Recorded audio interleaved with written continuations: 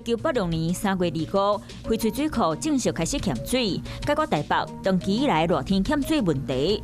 翡翠水库预计当供水到民国119年，上主要的功能就是供应民生用水。我们这个水库的主要的目标是集水。 那么跟石门水库不同，石门水库这个还有观光呢，这个灌溉的功能。我们这里主要的功能是在集水。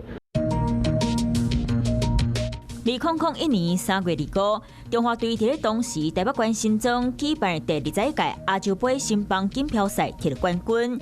迄天中华队和韩国队比，未拄开始比赛，气势就真好。二局结束时阵，以4-1领先，尾仔因为落雨影响，比赛停起来。 大会宣布这场比赛无效，不过中华队赶快靠预赛第1个成绩，摕了亚洲杯新棒冠军，紧接等待12年的冠军奖杯。